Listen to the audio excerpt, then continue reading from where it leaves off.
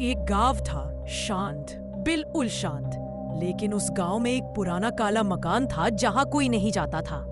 लोगों का कहना था वहां रात में दरवाजा खुद ब खुद खुलता है और अंदर से कोई पुकारता है।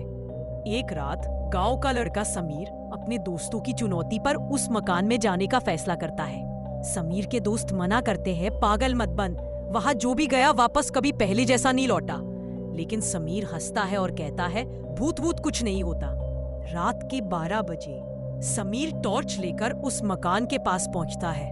हवा ठंडी थी और पेड़ों की शाखें ऐसे हिल रही थी जैसे कोई फुसफुसा रहा हो। समीर ने जैसे ही पुराना जंग लगा दरवाजा धक्का दिया, आवाज सुनकर उसकी रीढ़ में जैसे बिजली दौड़ गई। अंदर अंधेरा था, सिर्फ टॉर्च की रोशनी में धूल उड़ती हुई दिखाई दे रही थी। दीवारों पर पुराने फोटो लटके थे, लेकिन उन तस्वीरों में लोगों के चेहरे धुंधले और आंखें लाल थी। अचानक थक थक थक ऊपर मंजिल से किसी के चलने की आवाज आई। समीर टॉर्च लेकर सीढ़ियों की ओर बढ़ता है। हर कदम के साथ आवाज और नजदीक आती जाती है। जब वो ऊपर पहुंचा, उसे एक पुराना कमरा दिखा। कमरे का दरवाजा थोड़ा खुला था और अंदर से किसी के रोने की आवाज आ रही थी।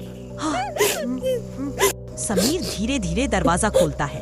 अंदर एक लड़की खड़ी थी, लंबे बाल चेहरे पर, सफेद फटी हुई ड्रेस और पैरों के नाखून जमीन को छू रहे थे। समीर डर के मारे जम गया। लड़की धीरे धीरे सिर उठाती है।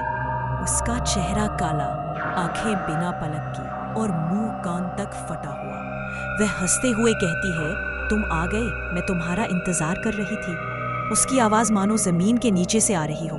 समीर भागने के लिए मुड़ता है, लेकिन दरवाजा अपने आप बंद हो जाता है। चारों तरफ सिर्फ अंधेरा और लड़की की आवाज, अब तुम भी यहाँ हमेशा रहोगे। समीर चिल्लाता है, दरवाजा पीटता है, लेकिन कुछ नहीं होता। अंदर रोशनी चमकती है और कमरे की दीवार पर समीर का फोटो खुद ब खुद उभरने लगता है। अब समीर भी उन धुंधले चेहरों वाली तस्वीरों में शामिल हो चुका था। सुबह जब गांव वाले वहां पहुंचे, सिर्फ समीर की टॉर्च जमीन पर पड़ी थी, पर वो खुद कहीं नहीं था। और उस दिन के बाद मकान का दरवाजा हर रात फिर से खुद खुलता है और अंदर से वही आवाज आती है, अगला कौन।